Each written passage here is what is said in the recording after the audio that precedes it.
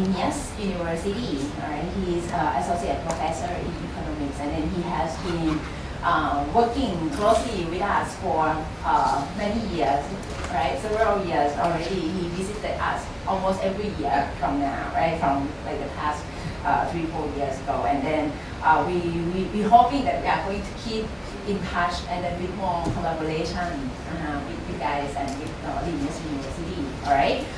Today's topics. All right. We have the special seminar. All right. Besides the seminar today, actually, Professor Jonas is also help teaching another class right, on efficiency, right, with Ajahn Suphawat. So today the topic is linked with that as well, right? Kind of the owner versus management control and efficiency. So let's have a big hand to Dr. Jonas. Thank you very much, Anne. Yeah, it's my.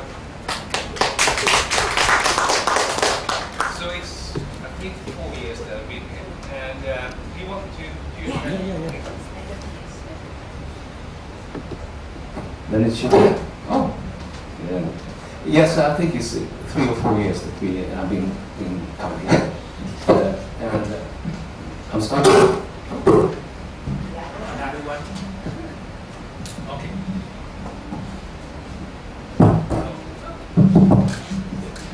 Okay. 3 or 4 years since I've come in, and I'm starting to find my way around here now.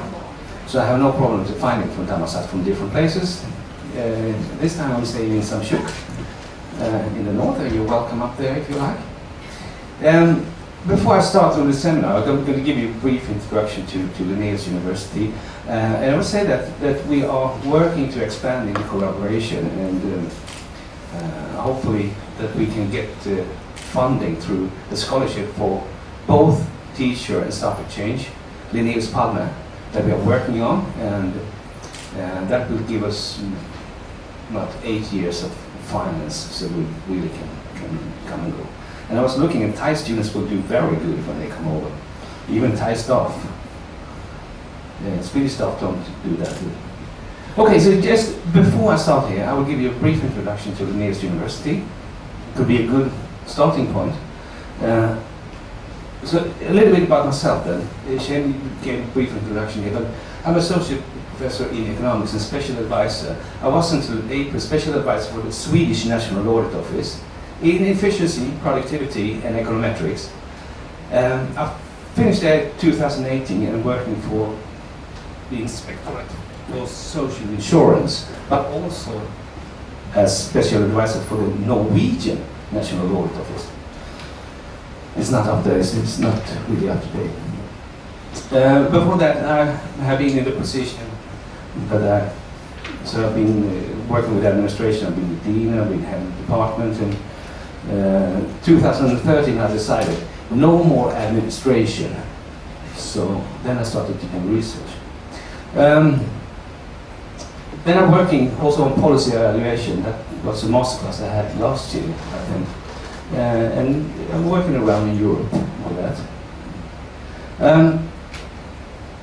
And also I've been working very much international, so I've been working quite a lot in Africa for the Swedish National Audit Office in capacity building.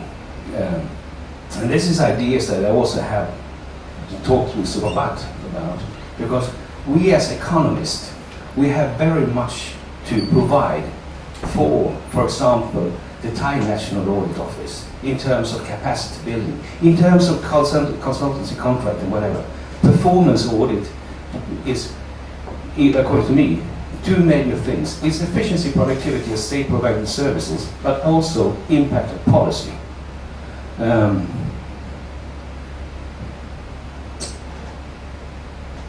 So, a little bit of what I'm doing. You see a little bit of bias here, but I have 2 papers in now on productivity on the financial crisis. That's econometrics, and that I'm working with William Green. I don't know if you've taken the class in econometrics, then so it's quite good to have him on board. He's also the editor of the Journal Productivity and Analysis, so that helps. Then we have something very interesting, and that is impact. We're combining impact study and efficiency. We're looking at impact of mergers. And here this is the first study that we have seen in the world, where we have actually designed using the framework of policy evaluation and put it together with efficiency analysis. So matching here. And then there's a lot of the other things. This is actually something we turn around. It's about technical efficiency in the Swedish local insurance office. But that is going to be something about the happy worker hypothesis, because we got data on work satisfaction. So we're going to regress that on efficiency. So see that is happy workers more efficient? Should it be the carrot or the stick? And then we try to do something with the economies of scale. The economies of scale is, as you know, the concept of finding the optimal scale. How big should it be? The problem is that the methods used in efficiency analysis, they give very little advice on that. This is also work that I come back to. I'm working here with two professors, Rolf Ferrer and Jonas.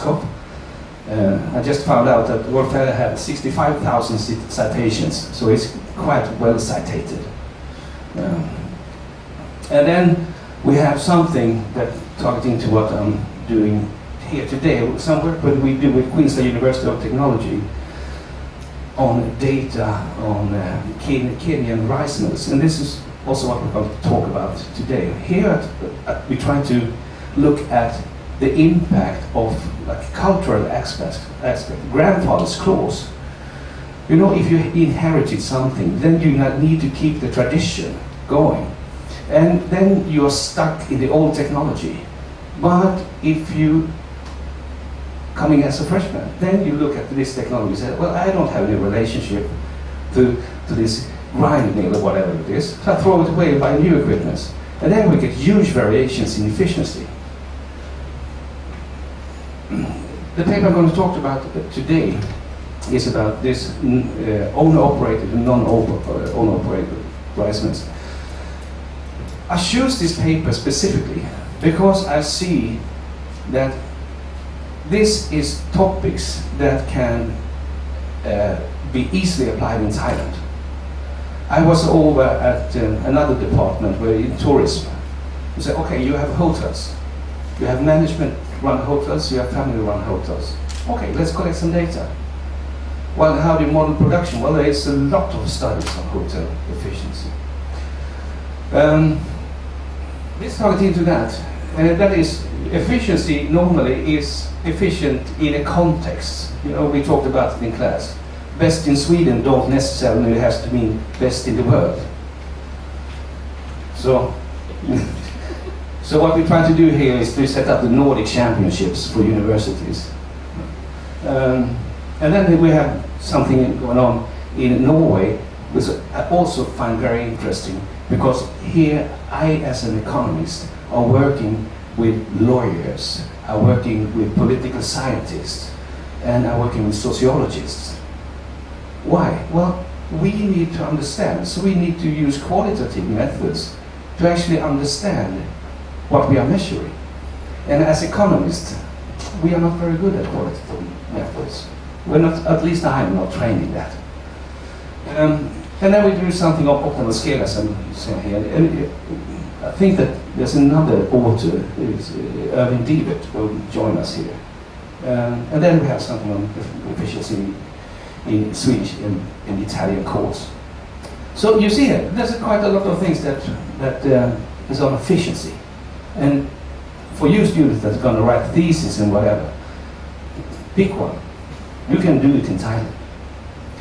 Okay, a little bit about Linnaeus University very quickly. You need to know where we are.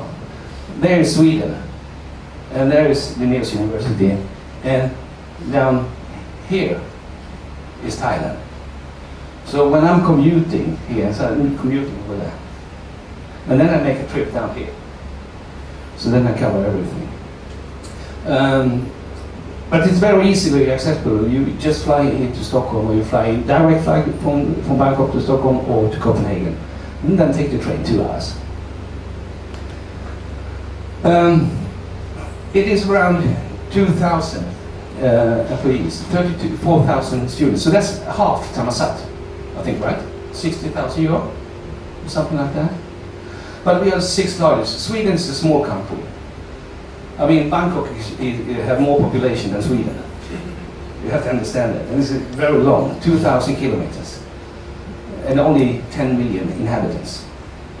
But among these universities, small universities, we are quite big. School of Business, well, we are around 200 employed, but it's not like economics, it's business, and I'll come back to that. So 5 departments and 8 subjects and 4,000 students.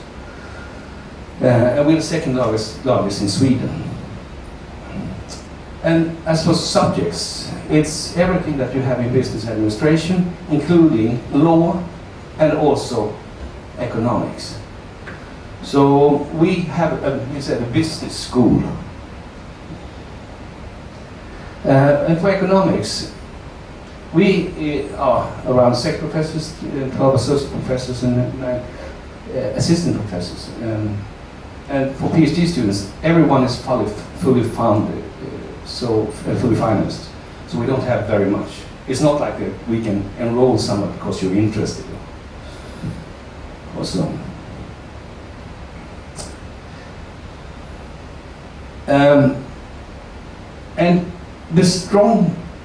we decided, I was the head of the department when we became university in 2000. Then we decided we are not good on everything, but we are good on a few things. So we try to be very good in labor market and discrimination studies, and there we are very good. And I encourage both students and staff, if you're into labor market, experimental economics, behavioral economics, you have the possibility to go over to one of, I would say that at least Sweden, probably Europe's best institutions in that respect. We're also working with growth policy and entrepreneurship and efficiency and productivity. We're a very small group that working with efficiency and productivity. On the other hand, we have an extremely good international network, both with distinguished professors, but also with keen golfers. So in June, there are 6 professors flying in from the United States and Australia, and myself from Sweden. We meet up in UK and play golf. And then we go to a conference. Yeah, and we also have statistics, and that's very much of high frequency data and big data things, microeconometrics. Okay, this was just to give you a little bit about where I'm from, what we are doing, and I'm doing this also to, I mean, if you meet colleagues, you can say that, okay, especially if we get this Linnaeus partner program, then you have opportunity to come over, and we don't talk about like, for staff exchanges. It don't have to be 1 semester. It could be 1 week. It could be 4 weeks, 1 course, whatever. PhD students, 1 course. Okay, let's go over to the main topic of the day.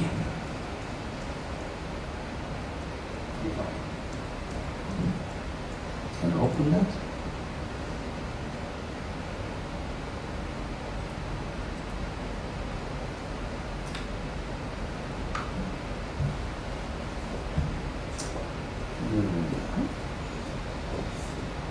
I think I have to close this one.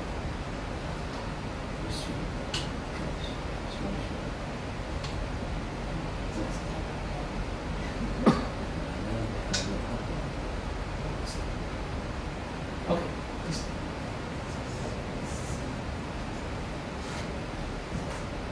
I think it's my computer.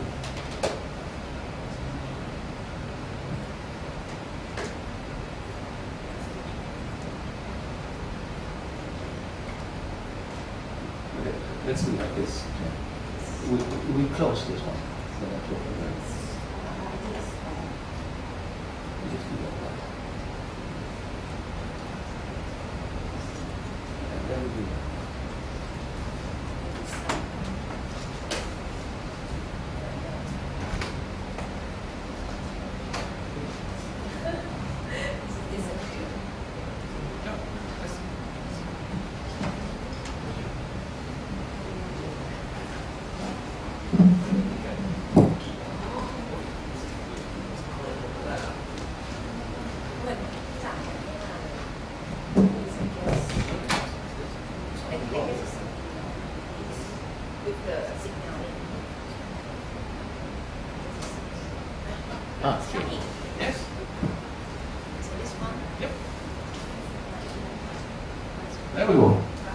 Oh, okay. So, owners, operational owners. So the idea here, it's not the idea, it's the fact that in Kenya, all over the world, we have businesses that are managed by the owners, and we have businesses where you hire a manager. And this is about rice mills in Kenya. And just to motivate the study, why is it important to study efficiency in rice mills in Kenya? Well, there's a lot of the rice consumption has increased very much, and they cannot produce so they have to import, and that's expensive. But they also found out that post-harvest treatment resulted in a 30% losses. So how do you, if you would like to meet this difference between import or domestic production and import, then one way of doing it is, of course, to increase efficiency. Loss is inefficiency. Right? So this is from the practical motivation. If we go and look a little bit about the theory behind this, what can we expect? How is the empirical hypothesis set up? Well, then we have to go back to this principal agent theories. And it starts with Coase in 1937, and is still not resolved in any way. We have it as soon as we have something that we control. And then if we take the principal agent, then we have two different strands. The one is moral hazard. So this relates to non-compliance. How do we assure that the higher manager actually do what I would like to do? And from an economic point of view, we assume that firms maximize profits. So how do we actually see that? Well, how do you normally do? Well, you do it with contracts, right? And of course, Milgram and Robertson put it, if you have perfect information and you can set up a complete contract, it's no problem. But then you have this, okay, do we have complete information? But if we have that, then we will probably eliminate harmful effects of moral hazard on efficiency. The other one is adverse selection, and that is when you hide information. You don't get all the information when you are following these contracts. Well, then we come back. The possibility to draw complete contracts, go back if the owner had complete control, because then he can put everything into contracts, and then you can put things so the higher management cannot do something by himself.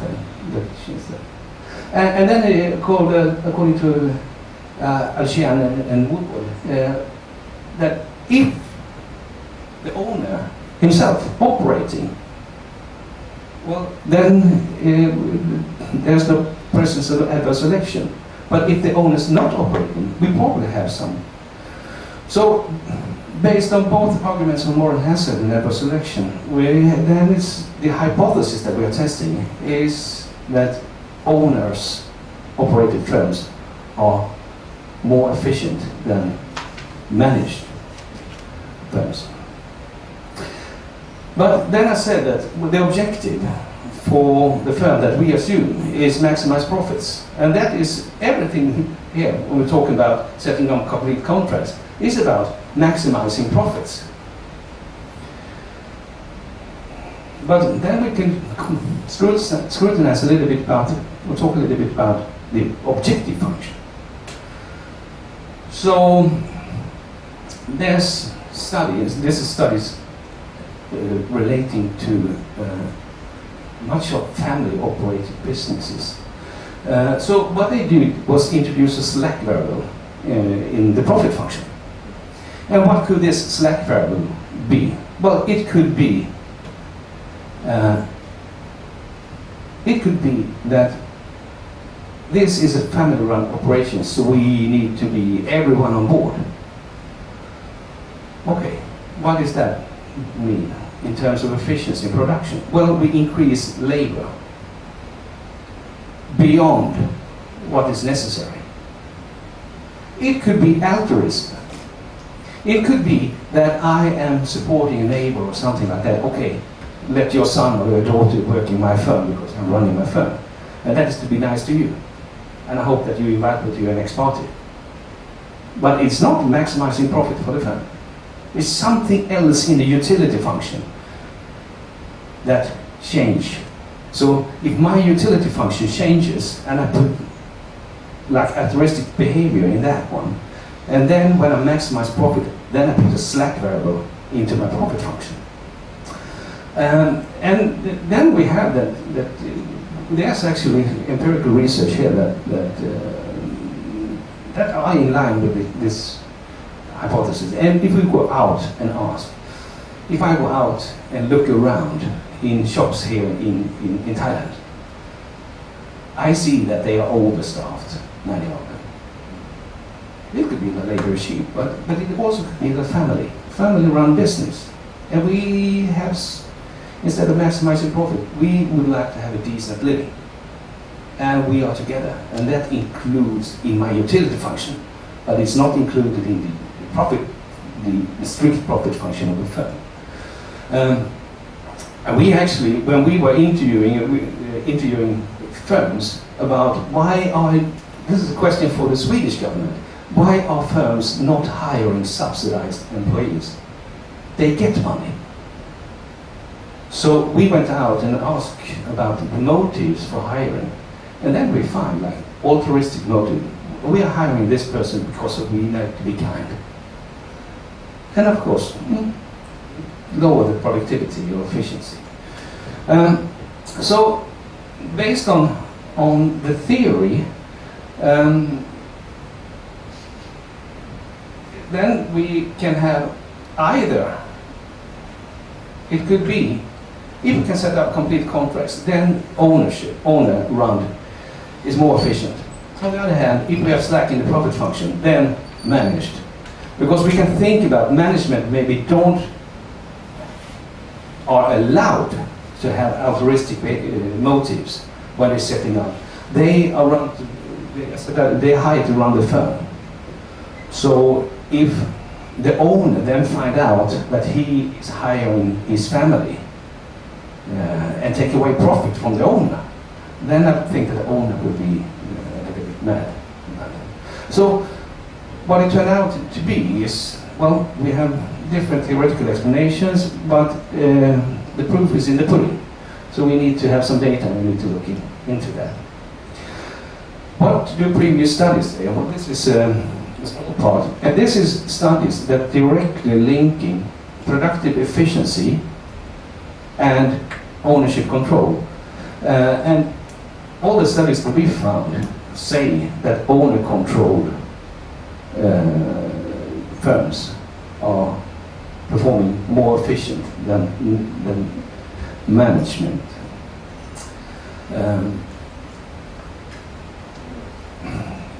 I will come back to this a little bit. But the evidence so far, before we look at the data, is, and here we have, what they have done here, I would say, this is strict correlation. So it's correlation between ownership, where you estimate efficiency and then you do a test. But we will do this a little bit more sophisticated. We will do something called meta-frontier. And meta-frontier, but before I go into what it is, the reference to meta-frontier is made to Chris O'Donnell in 2008. And I was really, when I was over in Queensland, I said, oh, meta-frontier, I will look into that. Then I found out that I did it myself in 1996. So what he did was skip, so Charles, for those that are familiar with this literature, Charles Cope and Rose, they were the pioneers three of the pioneers here. They did something in 1981. Jonas Roscoff and Manis, they did in 1987, in 96 on the taxi industry and private public ownership. And what we will do here is we will follow the empirical strategy because I'm lazy, so I'm doing what I did in 1996. I'll do it again. So the idea here is that instead of having one isopoint, we will have so we have our inputs here, so we're using an input-based model, and then we have one isopoint where we only estimate efficiency in relation to the same ownership type. So G stands for group. So we have two groups, owner-run and non-owner-run of managed companies. So here we estimate that. But then we pool all the data together and we estimate what's the best among everyone. And then you can say that, okay, then we can divide that to understand it. So the overall inefficiency, well, that is what is the potential regardless of ownership type. Well, that is the distance down here. This is how much we can reduce inputs. But say now that this is owner-controlled business. And this constitutes the frontier for the owner-controlled businesses. Well, this is the best that you can do if you are an owner-controlled business. So you cannot do better because there's no one else in the data that are ownership controlled that can do better. So you can say that this is due to management regardless of ownership type. This distance here, this you cannot obtain due to the fact that you are in this group. So this you can call organizational efficiency. I think it's a little bit easier to understand it if we take it like private-public. So here we have public, like I did in 1996, booking centers for taxi. So this is public. So this is the best the public can do if they are public. This is the best among both the private and public. So if this is the public, they cannot get this one here unless we turn in private. So we can summarize here that the overall efficiency, well, that is the whole distance down to the pool, the pool frontier. Managerial efficiency is just due to management within that group. And then you have this organizational efficiency that is due to the fact that you belong to a certain organization. The measures, well, they hang together. So the overall efficiency is equal to managerial efficiency times overall. Oh, sorry, typo. Oh no, it's a stupid abbreviation. Overall efficiency is equal to managerial efficiency times organizational efficiency. Should be an R or something like that. Just a few words about the data, and this is also to inspire you a little bit here that are going to collect data. So what they've done here, they looked in the whole in a district. Then they made a random sample of mills, 112 out of 200. And they did this analysis that we did in class about outliers, so they're dropping them and then they have incomplete information. So they end up with 111 mills. Here is one thing that I really would like to emphasize also. This data is collected by one person that went out on the field for 3 months to collect this data. And we, in Sweden, what we normally do, if it's not in the register, we are too lazy to go out and pick it up. I think that if one actually collect data on the field, that's a very, very important job to do, and to do that correctly. Sometimes when you have registered data, you use that as a proxy for good to say, we believe that this is truth, and then you get efficiency scores that are up and down, not that you cannot believe in. So if you performing this type of analysis, you have to put time into collecting data. And the model that we are using is quite simple. This is one output, total paddy, and then we have 4 inputs. And it's nothing more than what we learn in microeconomics is labor and capital and fuel. Sometimes I get, well, isn't there a correlation between machine hours and energy? Well, depending on technology. You can substitute new technology, lower energy. So here's it's a possibility to substitute that motivates why they should be in there. Okay, so let's go through the results here. So in the presentation that's coming here, we have the owner and non-owner operated mills. We have the mean efficiency scores. I also reported number of mills that were efficient. But we are focusing on here. So now we have here that based on these results, then it looked like non-owner operated mills should be a little bit more efficient. Now we have a little problem we set ourselves into here, because we are using a non-parametric method to estimate efficiency. So what is the distribution of efficiency? Well, we don't know. So what test should you use when you don't know the distribution of something? That's an interesting question. But you cannot assume any distribution, at least. So let's use a non-parametric method. So a non-parametric test here. So I'm using a Mann-Whitney test. And that's rank correlation, or rank sum. So here we have the differences. We only need to focus actually on the p-value here.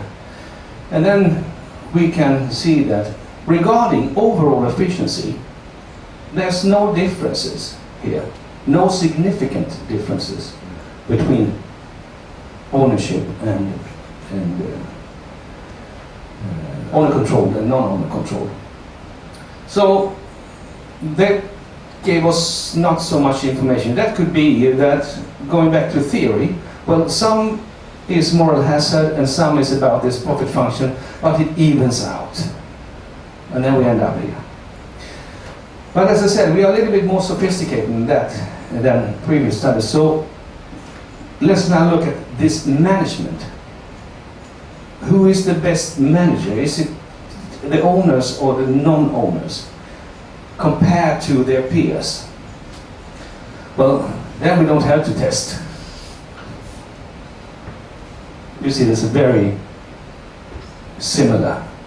So this also points to that those that manage rice mills, they are performing equally regarding within their groups, so to speak. And of course the tests show that there's no difference. As I said, we don't have to test, but this is a scientific paper, so we need to test even things that we don't need to test. But here is starting to get interesting. Organizational efficiency.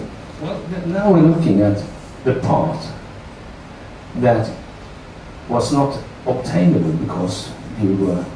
So basically, you can say which frontier is situated furthest away from best of the best, the pool frontier.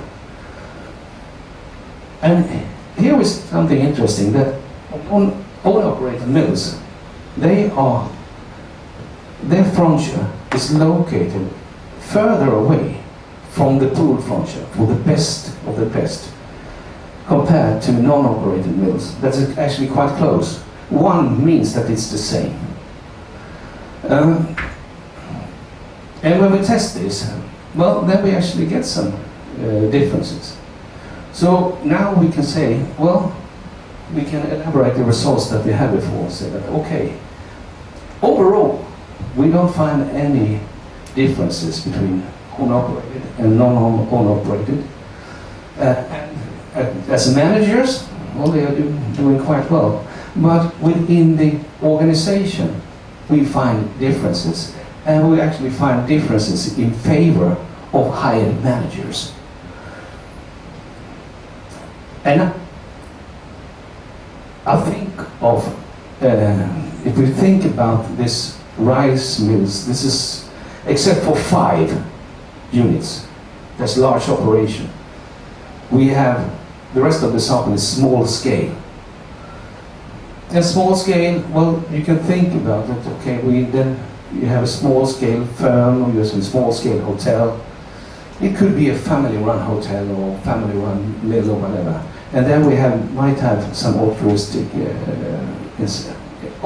motives, except for maximizing profits. So max profit plus minus something that we don't know.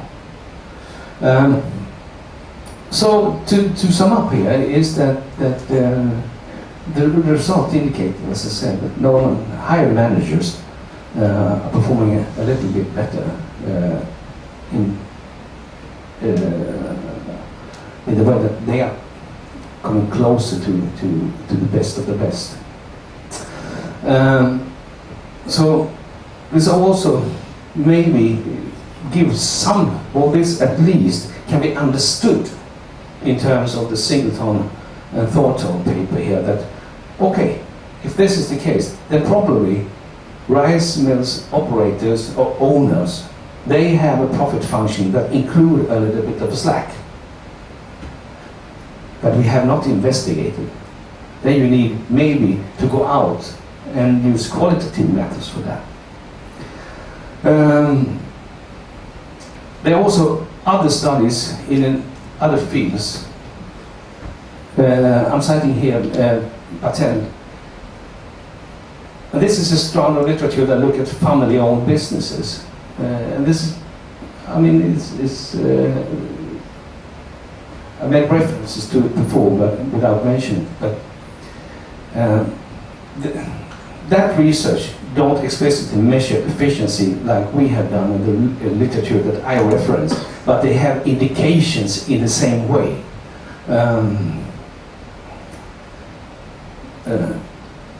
So we're talking about performance, but we could do performance in another way. It's not performance in technical efficiency, it's certainly we.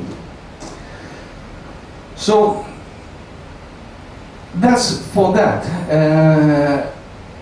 So this study, we have a starting point in a clear theory. We end up with an empirical hypothesis that we need to test, we need to understand. And we try to develop previous studies by using a little slightly different model to get more information. And then we end up, and then we can make reference back to the previous literature and theory and say that, okay, probably some slack here. That is something that we need to look into a little bit more. And as I said, the framework that we have done here could be adopted. And hotel industry I mentioned because I met a colleague of yours on innovation over there, that was doing tourism. I said, well, this is what you can do.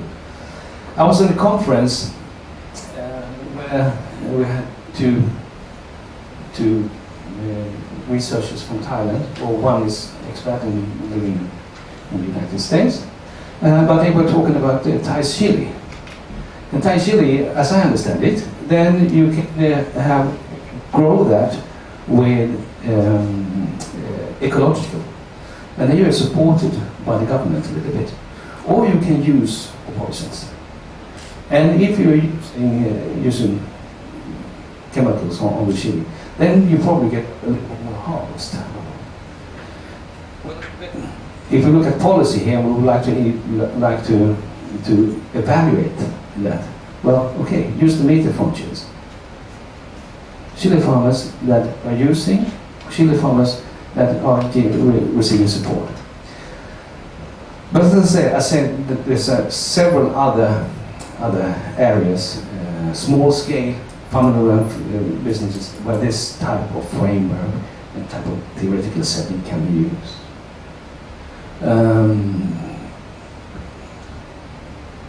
I think it's also very nice because we can create linkage between economists, entrepreneurship, organization theory, and we can working together. I know it's very nice to work together with people outside economics also. Okay, thank you very much. That's for my presentations. If you have any questions, I'm happy to answer. Let's have some more questions from the audience.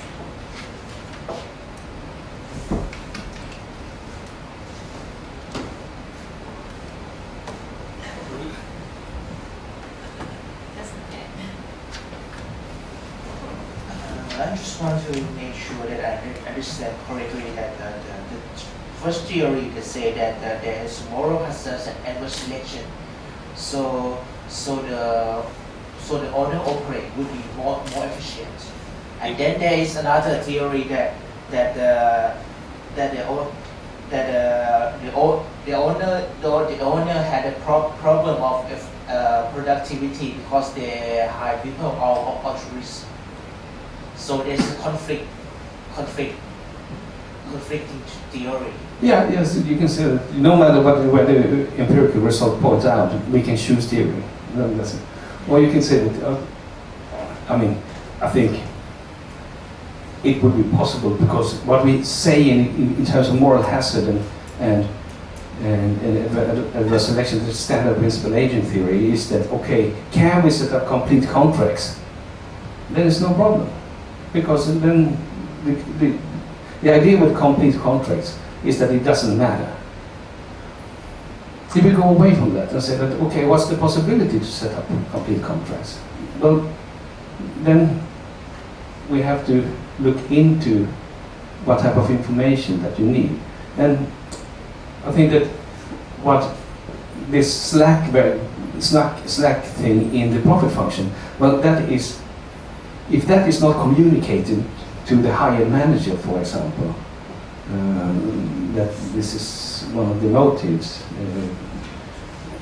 then I guess that it could be a variant, you can say, that the slack is we cannot set up complete contracts, or we can set up complete contracts, but the utility function is not profit maximization. So instead of trying to incorporate everything into principal agent, what I'm choosing to do is to say moral hazard, adverse selection, objective function.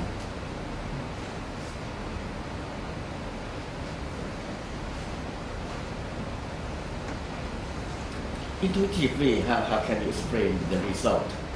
When you say that we have the organization inefficiency for the owners, for the ownership, how can we explain that? Yeah, I think that if we go back to what I said about looking at the structure of the firms, to say that okay, these small firms that are family run, the reason why they are not performing the absolutely best, I mean, the variations there, is that they have the altruistic behavior. I mean, just to give one example, instead of investing in capital, I use the money to pay income to my brothers and my sisters that are hired, that in excess. So that means that the frontier for the owner-operated firms will gradually reallocate further and further away from the best, because the management controlled firms they will say, okay, you told me to maximize profit, then I need this new machine. And I only need 2 stuff. So I have to fire your brother also for this. So I think that, but then I made reference to say that we economists, we're not trained in actually to understand, we're trained to, this is the way it is. I think that if you took these results and then went back and said, okay, how can we understand this? What I'm doing now when I'm trying to respond to your question is that I'm guessing a little bit. Like we normally do. But I think it would be very interesting to actually to have this result, go back. Okay, how do we understand? How do your firm operate? Why didn't you take this investment decision and so on to understand that? And I think that that's a challenge for this type of research. What we can do and what we normally do is that, okay, let's collect some other data and do try to regress that on that we haven't done. But that's another way. But I like more to talk to people. I think it sounds like the owner as well, they do not follow the maximize profit condition at all in the case, right? Oh, You see it like that. They maximize the welfare of the whole family, not the profit of the firm. So we have to rewrite all the theory that we used to study before. Yeah, or we can do it very simple because we add a variable s. It's like that can be positive and negative. That's a simple solution. No, but I think it makes sense. I mean, especially if you go out and looking at family-operated business. And I think it would be very, very interesting, for example, if we took the data from the hotel industry in Pattaya or Phuket or something, where you have a mixture of management control, family-owned, you have chains, you have family-owned, family-run. So you have not only one, you have maybe 2, 3 types of management in that. And then you collecting the data.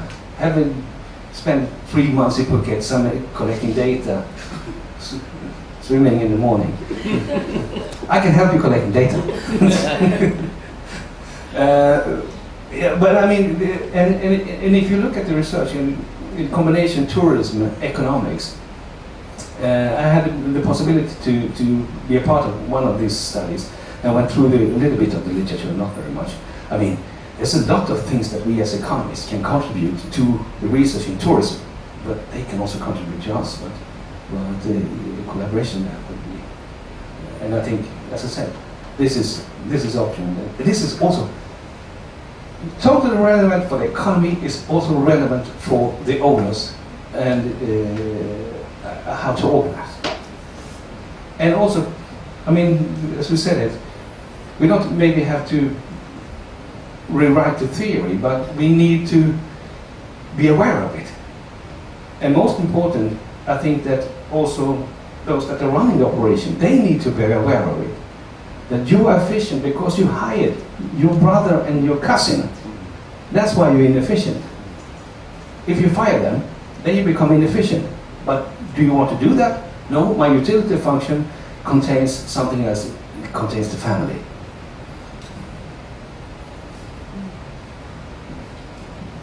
So then, what do you think about what to measure like efficiency besides just using the profit functions or our traditional way of defining the efficiency? Do you have any idea? I just wrote a proposal, spending last week writing a proposal on how to, not in this case, but I think that we assume profit maximization behavior, and then we measure, and then we make policy. Okay? So if our assumption is wrong, then we measure wrong, and then we're potentially making wrong policy recommendations. So I think that a fair starting point would be, as I said before, I think one of the things that we underestimate in our field and in most empirical economics is data. You need to understand data. And the best way to understand data is collect data. Or if you have registered data, you need to meet some of the stakeholders that provided the data. You need to talk to them. You should be able, as I did when I was working 10 years for the audit office, when I conducted efficiency analysis, I have to stand in front principals from the whole Sweden when we did the efficiency study on higher education. And of course some were inefficient, and they were extremely mad. I said they were aggressive and told us that we are doing completely wrong, this method doesn't work. Those that were efficient, they put it on the homepage.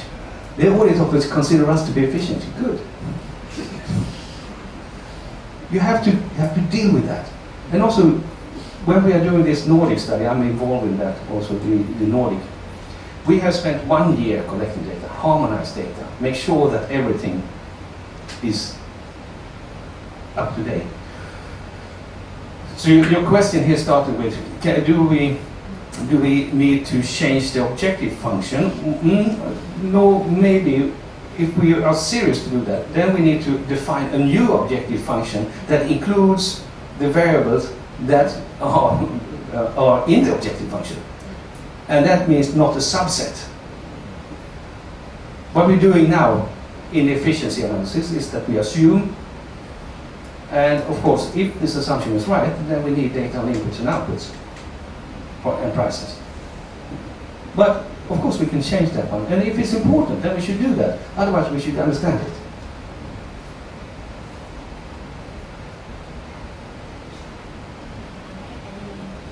Questions from students who attend? You can choose at least list some questions.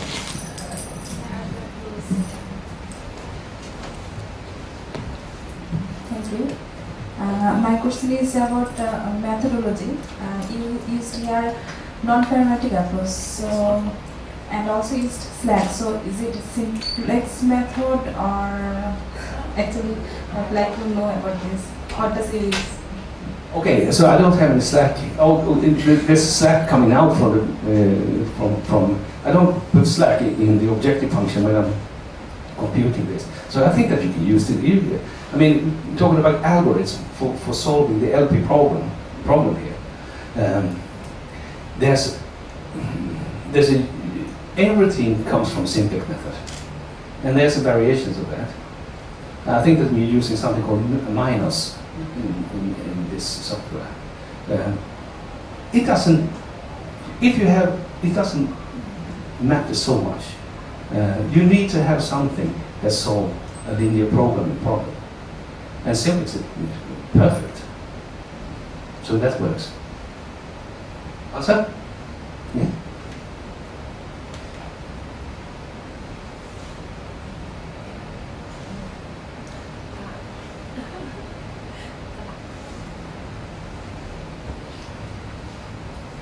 As I understand that we are taught that firms are maximizing profit, just only profit, nothing else. But in reality, as I see, the firms try to make profit. At the same time, they try to minimize competition. They try to minimize competition. They try to eliminate their competitors other way around. So I think that we instead of focusing on the profit maximizing, we might come up with some kind of utility function that profit is just a variable in that function. They also as I understand that there is some family that they try to hide their own relative. Not outside the manager, because they want to keep the trade secret. So this kind of consideration might be taken into the model to make another another function that more realistic than just maximizing profit? Yeah, you can do that, or you can say that you assume that profit maximization, but then you have explanations for why. I mean, you have variation in profits then, and then you can use in the second stage and say that okay, we assume we assume profit maximization, but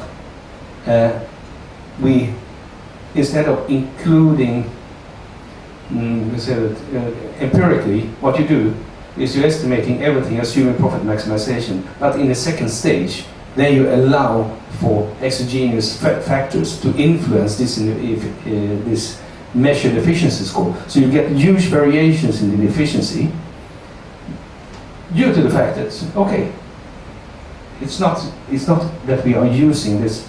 Our objective function is a little bit wrong, but we know what variable that are affecting that also. So that is the way. And the way that you're proposing, I mean, I guess that's perfectly fine to set up another model. And for family businesses, small family businesses, I think that it could be reasonable to say that okay, the objective is that we should provide a decent living for the whole family, and maybe other families, relatives' families as well. And then it's not about maximizing profit, at least not in the short run. It should be decent profit, and so on. So I think that's an area for another type of studies, more to say that okay, look at firms and the distribution within firms, and look at how are the inputs that we are using, why are they there? Is it because you are maximizing profit, or is it because you have other alternatives or other objectives?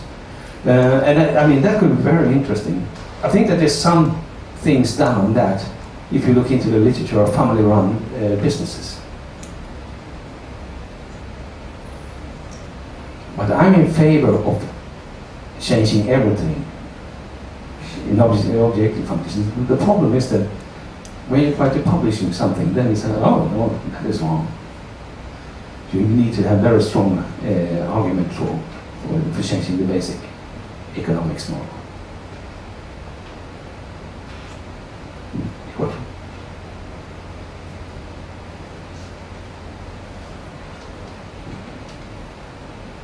Alright, so I guess probably no more questions. Alright, so I think maybe it's fast, but I think we get some glimpse of like applications, right, of doing efficiency. Not only, I mean, we tend to be more focused in economics, so we get to see some more ideas of how we are using these with the business, and then like combining with the entrepreneur, right? So then I think like your ideas that we say looking into, especially hotel industries. I can guess that there would be a lot of issues regarding that hotel industry linked with the efficiency, especially in Thailand, which we have the tourism sector, which is like a pretty big one, right? Another thing that I'm kind of interested is, I guess some kind of the culture could be the issues. I mean, if there are some I'm not sure, like there may be some studies across countries in terms of like the Asian culture with the European culture in terms of the owner operation or versus like the management operation. That could be the case. Do you have any ideas of that? No, I don't have any. We're talking about the two different culture aspects. I think that idea would be excellent. If you have a homogeneous industry, I mean, like a homogeneous industry, we hotels, I travel quite a lot, and I mean, it's not that much. The same. Hotels in Paris are much smaller than the hotels in Bangkok, hotel rooms. And 3-star, 5-star in Bangkok is something else than a 5-star in Stockholm. But otherwise, I'm sleeping there, I'm eating there. I think it's a very brilliant idea to do this, and that's what we're trying to do with this Nordic study. That is what we're trying to do with the Italian district court. We have district courts in Italy, we have district courts in Sweden. They are doing the same thing, more or less, but they should do the same. They should convict someone or make trials. So this is homogeneous in some way. And then how do we explain then when we find differences? Well, then culture is a very important part.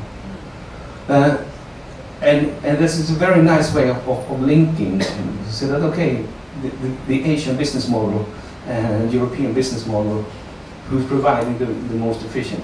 And I mean, if we go to, as I said, when we did our survey in Sweden, we found someone with altruistic motives, a few. Even owner-run businesses, they don't hire just because they should hire.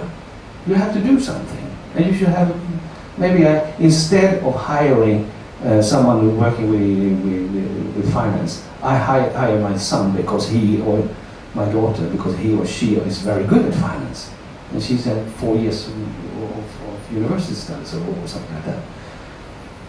But you don't see what I see in Asia, what I see in Africa.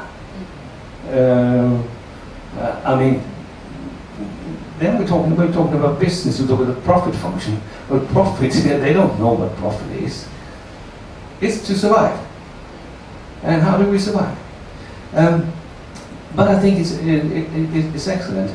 But I also think that the things that we did here in Kenya about the culture within the country. The paper I mentioned briefly is on grandfather's clause. This means that if I have a son, my son inherits my mill. And if I don't get a son, I get a daughter, if I don't get any children, then I can sell it. Okay? I'll sell it to someone. And what will the new buyer do? Well, he don't have any connections to this old stone that's been around here for 100 years. So he kick it out by new technology. So then you get variation in efficiency, about 80-90%. And how can you survive? Well, grandfather's clause also say that if you're living in a village, then you should buy your milled rice from that person, because otherwise we'll kick you out of the village. You're illoyal. So that means that even if I have 80% inefficiency, I have a local monopoly. So then I can survive. So I mean, that's the reason why I'm working with the guys here in Kenya is that I was in a conference and this was PhD students presenting a paper, and she was the one who talked about the rice mills. And when she presented 80-90% inefficiencies, I was on her like hell. Said, you cannot believe these results. This product is sold on the world market. You cannot have 90% inefficiency, because then you have to take 90% of your profit and put it into just inefficiency. So we argued for about 10 minutes, and her advisor was the chair of this session. So after 10 minutes, he went in and said, Jukabet, could you explain how it works? And then she explained to the audience here about the institutional settings, about it. And that's in my brain. Okay, now I understand. This is very interesting. So then Cleo, who was the advisor, he approached me and said, "Look, can you come to Australia so we can finish this?" So I went to Australia and we did it together. Yeah, so that's about culture. Alright, so I guess we have quite a good talk here, and then if some of you guys are, would like to talk more, we can have more discussion later, and then I think we can have a big hand for Dr. Jonas for coming to give us a good talk for today. Right? Thank you. Thank you so much. Thank you for listening. Now I have to change topic for the class, for the last section. They are all in your class.